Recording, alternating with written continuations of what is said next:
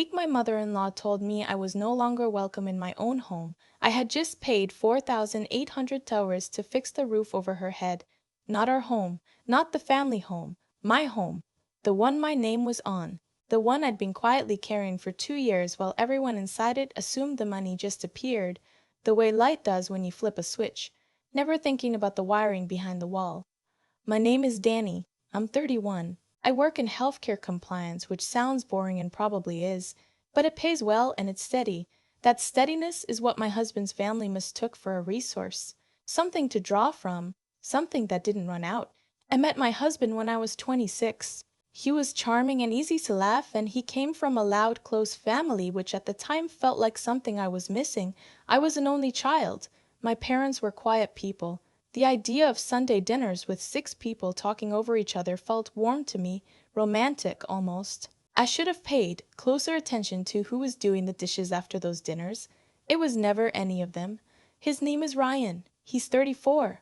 When we got married 3 years ago, he was working in sales, decent commission-based income, nothing extravagant. His mother, whom I will call my mother-in-law because that's all she ever really was to me, a title, not a relationship, had a house with 3 bedrooms and a basement that leaked every spring. She'd been widowed for 6 years. His younger sister had moved back in after a breakup and never left. The plan when Ryan proposed was that we'd save money by living with his family for a year, maybe 18 months, and then buy our own place. I want to be clear about something. I agreed to that plan. I'm not saying I was tricked into moving in. I'm saying the plan changed without my consent, quietly over time, the way water changes the shape of stone. Not all at once, but until one day you look, and the stone is different and you can't point to when exactly it happened. The first 6 months were fine. I paid my share. Ryan paid his share. We split utilities with his mother. We bought groceries. We contributed. Normal. Then Ryan lost his sales job. The company restructured. It wasn't his fault, and I didn't blame him for it. What I blamed him for came later. While he looked for work, I covered everything. His half of what we owed the household, his car insurance, his phone bill. That's what you do. That's marriage. He'd been laid off before and bounced back. I trusted that. What I didn't anticipate was that bouncing back would take 14 months, and that during those 14 months, the household expenses would expand to include things I hadn't agreed to.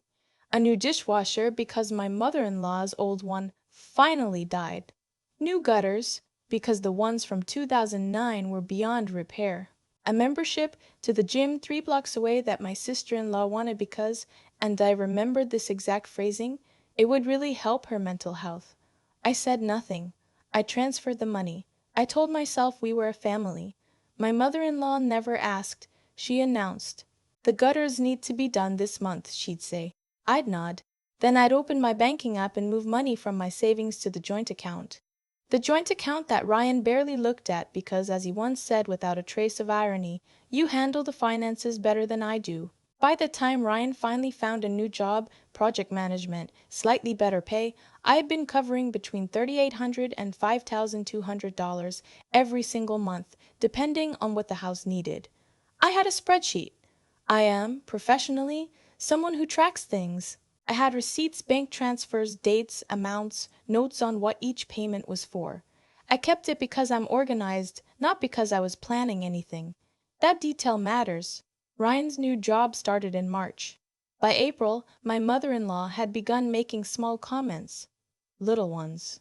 The kind that don't land hard enough for you to respond to directly, but stack up the way small weights stack up. She'd say things like, "Now that Ryan's working again, you two must be thinking about your own place." Then the next week, "I've been thinking about turning the second bedroom into a craft room. I always wanted one." And then, one Sunday evening at dinner, with my sister-in-law and her boyfriend seated at the table I'd bought to replace the old one that wobbled, my mother-in-law set down her fork and said very gently, very reasonably, that she'd been thinking it might be time for Ryan and me to start looking at apartments. She said she needed her space back. She said she'd given us time to get on our feet, and now she felt it was right to reclaim her home. She said it the way people announce things they've already decided, with the calm of someone who has not considered that you might have a different view. I looked at Ryan. He looked at his plate. I said okay. I said okay. I said I understood. I said we'd start looking. Inside, something very quiet and very certain shut off. That night I didn't say much. Ryan asked if I was all right, and I said yes, just tired. I wasn't tired. I was thinking with unusual clarity. I was running numbers in my head. I was remembering every transfer, every check, every month I had looked at our joint account and moved money in before the mortgage auto-drafted because there wasn't enough in there otherwise. The mortgage. Let me be specific about this because it matters. When we moved in, Ryan's mother had been 3 months behind on payments. She hadn't asked us to help. But one evening, she'd cried at the table about possibly losing the house, and Ryan had looked at me the way men look at their wives when they want something but don't want to be the one to ask for it. So I'd made the back payments. Just to stabilize things, I told myself. Just temporarily. Temporarily. The next morning I got up early, made coffee, and while Ryan was in the shower, I called a friend who works in real estate law. Not for anything dramatic, just to ask a question. A few questions, actually. She called me back on her lunch break, and what she told me made me sit down at the kitchen table and stare at the wall for a long moment. Because of how certain payments had been structured, specifically several of the larger renovation payments that my mother-in-law had run through a tax preparer under an informal arrangement, my name was attached to a portion of the property's improvement record in a way that had legal weight. My friend explained it carefully. She said it wasn't ironclad, but it wasn't nothing. She said I should talk to an actual attorney before doing anything. I scheduled the appointment for Thursday. I told no one. What I did in the meantime was begin, very quietly, to make a list. I wrote down every major payment I'd made in connection with that house. The back mortgage payments from 2 years ago, totaling $6,400. The gutters, $30,200. The roof repair that nobody acknowledged, $4,800. The dishwasher, $890. The refinished floors in the living room that my mother-in-law had shown off to her book club like she'd done them herself, $2,700. The bathroom renovation on the second floor, $5,100. 22 months of utility bills I'd covered in full or in part, 2 years of property tax contributions run through the household account, miscellaneous repairs, appliances, furniture. I added it up 4 times because the number didn't feel real. Over 2 years, I had contributed $74,000 to a house I did not own and was now being asked to vacate. I did not cry. I went to work. I sat in my ergonomic chair and reviewed compliance documentation and answered emails and ate a sad desk salad, and at no point did I feel sorry for myself because I had moved past that. I was on the other side of it now, in the place where the feeling becomes action. Thursday came. I met with the attorney. She was direct and practical, and she confirmed what my real estate friend had said, with more specificity. She also told me that in terms of the joint household account, which was still largely funded by my transfers, I had every right to stop contributing at any time. She said she'd draw up a formal accounting of my contributions and a letter of intent. She said we should document everything before I made any moves. I told her I had a spreadsheet. She smiled and said, "Good." That weekend was ordinary. We had dinner with my mother-in-law and sister-in-law. I helped clear the table. Ryan talked about a project at work. His mother mentioned she'd seen a nice 2-bedroom apartment listing nearby, almost helpfully, like she was doing us a favor. I said it sounded nice. I asked about her book club. I passed the bread. On Monday, I told my employer I'd need one personal day that Friday. I didn't mention it at home. Friday morning, Ryan left for work at 7:30. My mother-in-law left for her standing 9 o'clock coffee with her friend Carol. My sister-in-law worked remotely but had a standing Friday coworker lunch she never missed. I've been watching schedules for 2 weeks the same way I'd watched patterns at work, quietly, without announcement. At 7:45, I called the moving company. They arrived at 9. 3 guys, professional, fast, absolutely unbothered by the situation in the way that only people paid by the hour can be. I had already sorted and labeled. I knew exactly what was mine and what wasn't. The furniture I'd bought, the dining table, the couch I'd replaced after the old one got water damage, the bedroom set we picked out together the first year, the bookshelf in the hallway, the kitchen appliances I'd upgraded. I had receipts for all of it. I printed them. They were in a folder with tabs. Some of it I left, things that were clearly shared or clearly theirs. I wasn't trying to leave them with nothing. I was trying to leave with what was mine. By 11:15, the truck was loaded. I stood in the middle of what had been the living room and looked at the walls. The pink color my mother-in-law had chosen, that I had paid for someone else to apply. The floors that gleamed because I paid to have them refinished. The light fixture in the entryway that I'd picked out and purchased, and now looked very strange hanging over nothing. I took a photo, just for the record. Then I locked up, slid my key under the mat the way you do in places you're leaving and not coming back to, and drove away. I checked into a furnished apartment I'd put a deposit on 2 weeks earlier. Month to month, nothing fancy, clean and quiet and entirely mine. I ordered a pizza. I sat on the floor of the empty living room because the furniture was still in the truck and wouldn't be delivered until the following morning. I ate 3 slices and didn't think about much. My phone started ringing at 12:47. Ryan, first, 3 times. I let it go to voicemail. Then my mother-in-law. Then Ryan again. Then a text from him. What is going on? Come home. We need to talk. Then my mom is really upset. Then this is not okay, Dani. I read the texts. I did not respond. At 2 in the afternoon, I sent one email. It was to my mother-in-law's email address, which I had. It was brief and professional in tone. It explained that, effective immediately, I would no longer be contributing to household expenses for the property. It referenced the attorney's letter, which was attached. It listed, in summary, the total amount of my contributions over 22 months. It did not contain insults or accusations. It was the kind of document that would look exactly right in a legal proceeding. I CC'd my attorney. Then I made myself a cup of tea in my new little kitchen and sat by the window and watched the street below. The calls escalated through the afternoon. My mother-in-law left a voicemail that started with Dani. I think there's been a misunderstanding and ended somewhere very different. Her voice went from careful to tight to something I'd never heard from her before, which was something close to actual fear.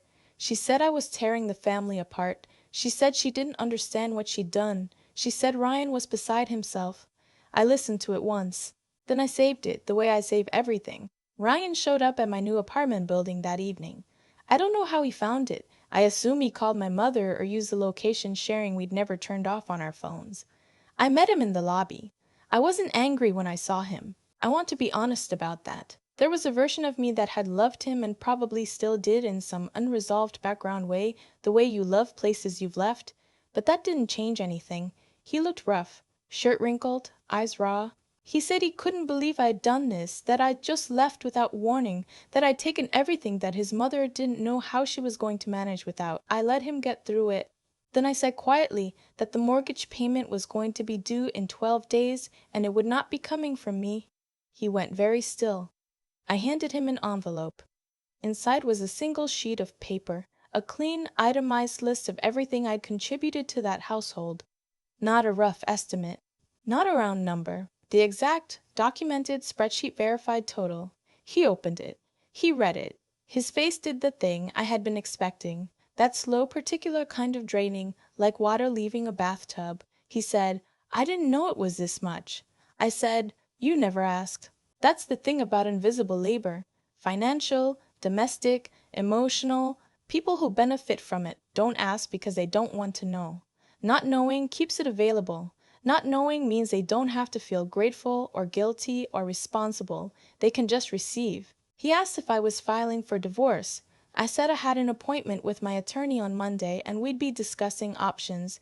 He asked me to please, just wait. Give it a week. Come to the house and talk to his mom. Work it out.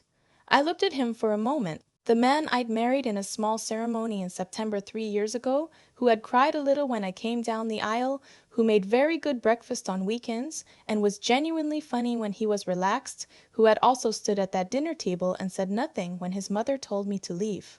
I said, I'll hear from you through my attorney. I went back upstairs. I didn't sleep badly. That was the part that surprised me the most, in the weeks that followed.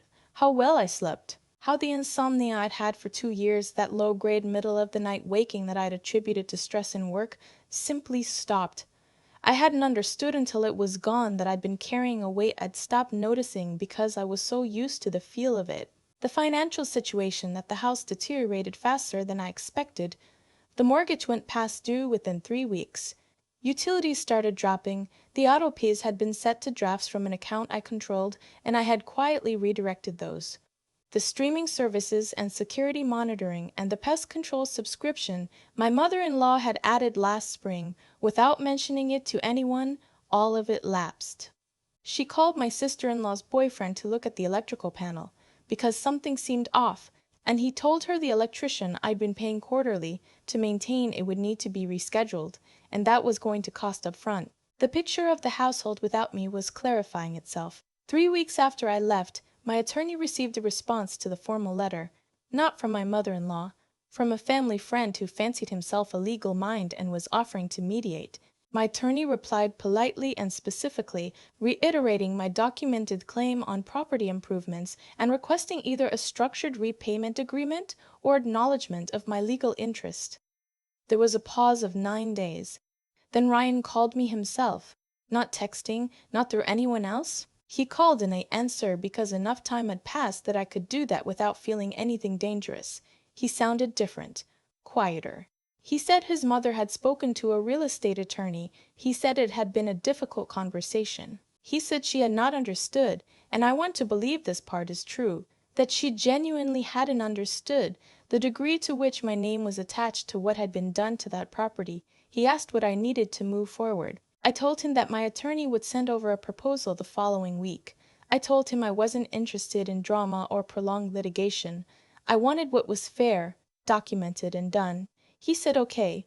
He also said he was sorry. He said it in the particular way people say it when they finally understand the specific shape of what they did wrong, not the general blurry apology, but the specific one. He said he should have said something at that dinner table. I said yes, he should have. We didn't talk about reconciliation. That ship had left the dock before I ever loaded the moving truck, honestly. Some things you can't unknow once you know them. Watching someone look at their plate while you are being told to leave is one of those things. The property was sold 8 months later. It took longer than expected because the market was soft that fall and because there were some complications with the documentation that my mother-in-law had to resolve before it could close. My attorney had made sure the process was orderly and accounted for properly. I received a check in February, not a fortune, but it was mine, down to the cent, and I had the paperwork to prove every dollar of it. Ryan and I finalized the divorce the following spring. It was not combative. We had no children, no shared property other than the settlement already handled, and by the time we sat across from each other in the mediator's office, we had both become something like adults about it. He seemed tired but okay. I was better than okay. I was something I hadn't been in years, which was simply light, unencumbered, moving through my days without the background noise of someone else's household pressing on me constantly.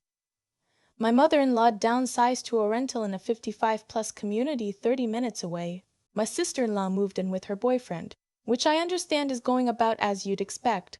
I don't know these things because I'm keeping track. I know them because Ryan told me at the mediators, and I filed them the way you file things that are no longer your concern. What I think about now, when I think about all of it, is the spreadsheet. That quiet, organized, unheroic document I kept for 2 years just because I'm a person who tracks things. Not because I was planning anything. Not because I expected to need it. Just because it's what I do. And how that spreadsheet turned out to be the most important thing I made during the entire marriage. Nobody in that house thought I was paying attention. They thought I was infrastructure, reliable, invisible, humming along like the HVAC system. The thing you don't notice until it stops. I moved to a 1-bedroom in a neighborhood I chose entirely for myself. 3rd floor, good lights, a balcony where I drink my coffee in the morning and don't explain myself to anyone. I bought a couch in a color I love that nobody voted on. I paid my own bills and felt something every time I did. Not resentment, not pride exactly, but a queen sort of ownership that I hadn't known was missing. I wasn't pushed out. I was shown exactly what I was worth to them, and I invoiced accordingly.